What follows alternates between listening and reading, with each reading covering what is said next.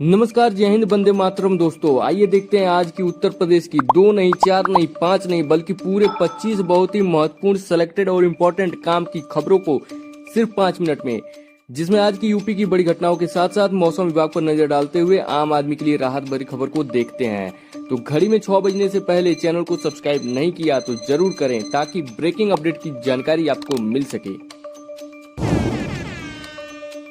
चलिए दोस्तों, आए नजर डालते हैं आज की पहली बड़ी खबर पे, जो कि यूपी के 9 जिलों में आचार संहिता लागू। उत्तर प्रदेश के 9 जिलों में विधानसभा उपचुनाव को देखते हुए आदर्श आचार संहिता लागू कर दी गई है। इन सीटों के लिए 18 अक्टूबर को अधिसूचना जारी होगी।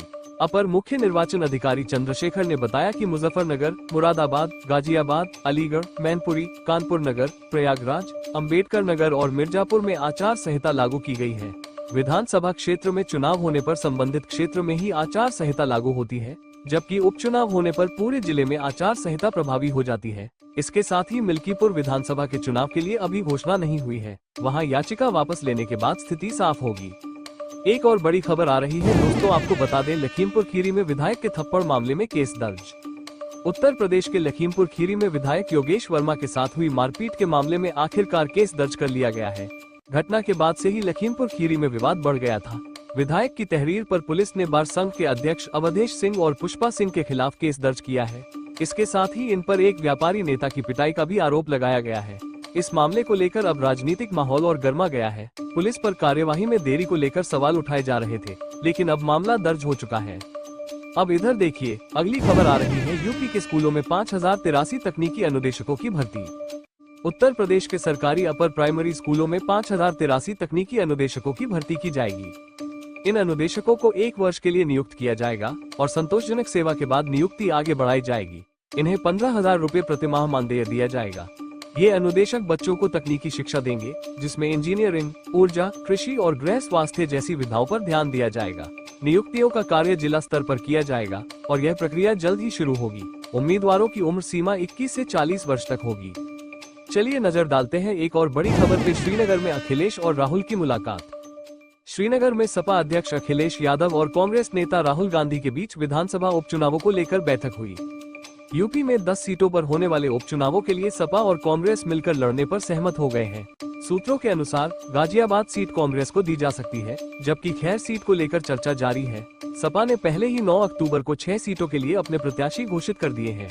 मिल्कीपुर और कुछ अन्य सीटों पर निर्णय होना बाकी है। दोनों नेताओं की इस मुलाकात से यूपी के उपचुनाव में गठबंधन की संभावनाएं और मजबूत हो गई है।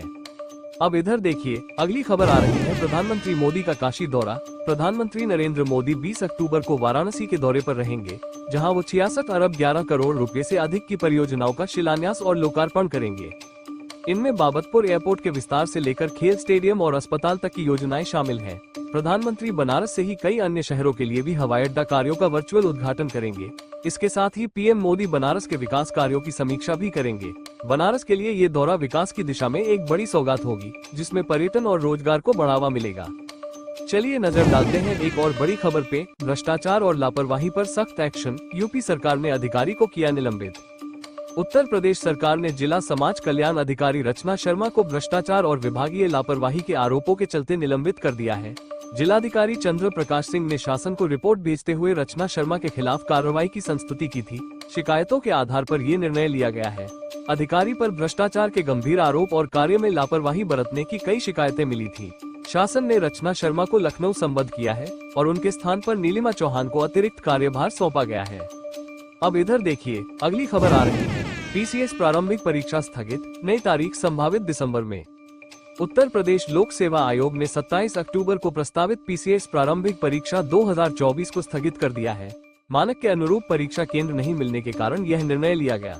अब परीक्षा 7 और 8 दिसंबर को संभावित है। मुख्य सचिव मनोज कुमार सिंह की अध्यक्षता में 18 अक्टूबर को वीडियो कॉन्फ्रेंसिंग द्वारा केंद्र निर्धारण की समीक्षा की जाएगी। आयोग ने अभी तारीख को लेकर अपना अंतिम निर्णय नहीं दिया है। परीक्षा स्थगित होने के बाद परीक्षार्थियों को जल्द ही नई जानकारी दी जाएगी। चलिए नजर डालते हैं एक और बड़ी खबर पे। चलती ट्रेन से गिरी बच्ची 1 घंटे बाद घायल अवस्था में मिली। उत्तर प्रदेश के मथुरा में एक अजीब घटना में एक 8 वर्षीय बच्ची चलती ट्रेन की खिड़की से गिर गई और 1 घंटे बाद रेलवे ट्रैक के पास से घायल अवस्था में मिली। बच्ची के पैर में फ्रैक्चर हुआ है और उसे जिला अस्पताल में भर्ती कराया गया। घटना के दौरान बच्ची के माता पिता सो रहे थे और जागने पर उन्होंने तुरंत जीआरपी को सूचित किया। जीआरपी और आरपीएफ की संयुक्त टीम ने बच्ची को खोजने में सफलता पाई। बच्ची का इलाज जारी है और उसकी हालत में सुधार हो रहा है। अब इधर देखिए, अगली खबर आ रही है। वाराणसी में बनेगा देश का सबसे चौड़ा रेल रोड पुल। प्रधानमंत्री नरेंद्र मोदी की काशी को एक और बड़ी सौगात मिलने जा रही है। वाराणसी में गंगा नदी पर देश का सबसे चौड़ा रेल और रोड पुल बनाया जाएगा। ये पुल 137 साल पुराने मालवीय पुल के पास बनाया जाएगा और इसमें 6 लेन की सड़क और 4 लाइन का रेल ट्रैक होगा। ये पुल यूपी से बिहार और पूर्वोत्तर भारत के राज्यों के बीच यात्रा को सुगम बनाएगा। करीब 2642 करोड़ रुपए की लागत से बनने वाले इस पुल से हर साल 638 करोड़ रुपए की डीजल की बचत होगी। चलिए नजर डालते हैं एक और बड़ी खबर पे। निवेशकों के लिए योगी सरकार का नया प्लान, बढ़ेंगी सहूलियतें।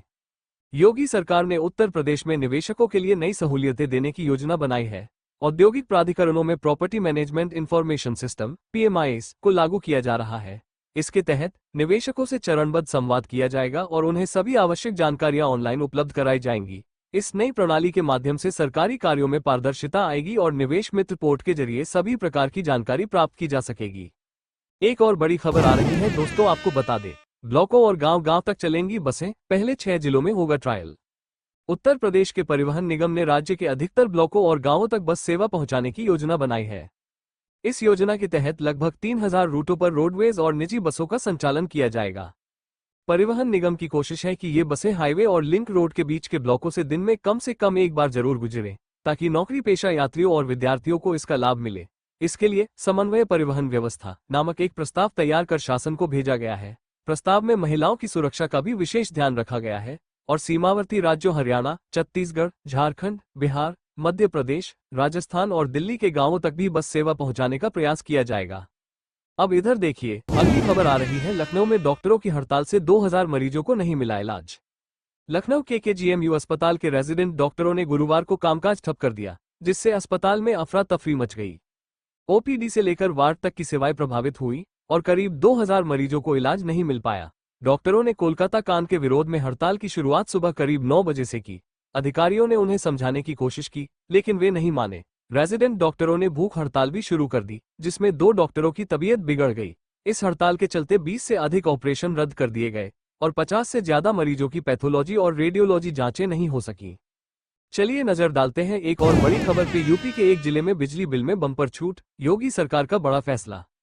उत्तर प्रदेश की योगी सरकार ने गरीब परिवारों को बड़ी राहत देने के लिए बिजली बिल में भारी छूट की घोषणा की है। सरकार के इस निर्णय से 3.5 लाख से ज्यादा विद्युत उपभोक्ताओं को लाभ मिलेगा। गरीबी रेखा से नीचे जीवनयापन करने वाले अंत्योदय और पात्र गृहस्थी राशन कार्ड धारकों के बिजली बिल का आधे से अधिक हिस्सा सरकार वहन करेगी। इससे उपभोक्ताओं को बड़ी राहत मिलेगी। सरकार प्रति यूनिट 3 रुपये 50 पैसे की सब्सिडी देगी, जिससे उपभोक्ताओं को प्रति यूनिट केवल 3 रुपये जमा करने होंगे। इसके अलावा शहरी और ग्रामीण उपभोक्ताओं को भी राहत दी जाएगी। शहरी उपभोक्ता 6 रुपये 50 पैसे और ग्रामीण उपभोक्ता 5 रुपये 50 पैसे प्रति यूनिट का भुगतान करेंगे। इस योजना का लाभ जिले के लाखों BPL उपभोक्ताओं को मिलेगा, जो प्रति माह 100 से 200 यूनिट तक बिजली खर्च करते हैं। चलिए नजर डालते हैं एक और बड़ी खबर पे। गोरखपुर में 150 एकड़ में विकसित होगी नई आवासीय टाउनशिप। गोरखपुर के निवासियों के लिए खुशखबरी है। गोरखपुर औद्योगिक विकास प्राधिकरण (GIDA) ने 150 एकड़ क्षेत्रफल में नई आवासीय योजना विकसित करने की योजना बनाई है। इस योजना के तहत बड़ी संख्या में आवासीय भूखंड और फ्लैट उपलब्ध होंगे। ये योजना कालेसर में विकसित की जा रही है और इसका लेआउट 25 अक्टूबर को GIDA बोर्ड की बैठक में अनुमोदन के लिए रखा जाएगा। इस योजना के तहत श्रमिकों के लिए विशेष फ्लैट बनाए जाएंगे और आवासीय भूखंडों का आवंटन जल्द ही शुरू होगा। बागागाड़ा से यहां 5 मिनट में पहुंचा जा सकेगा, जिससे ये शहर के नजदीक होने वाली सबसे बड़ी आवासीय योजना बनेगी।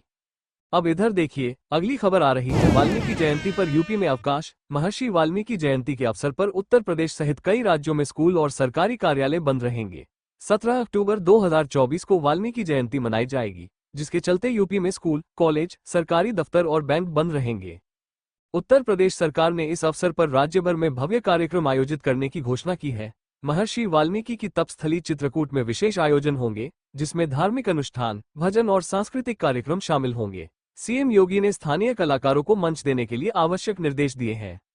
चलिए नजर डालते हैं एक और बड़ी खबर पे। लगातार बम धमकी के बाद विमान सेवाएं प्रभावित। भारतीय एयरलाइंस के विमानों को बम से उड़ाने की धमकियां लगातार मिल रही हैं।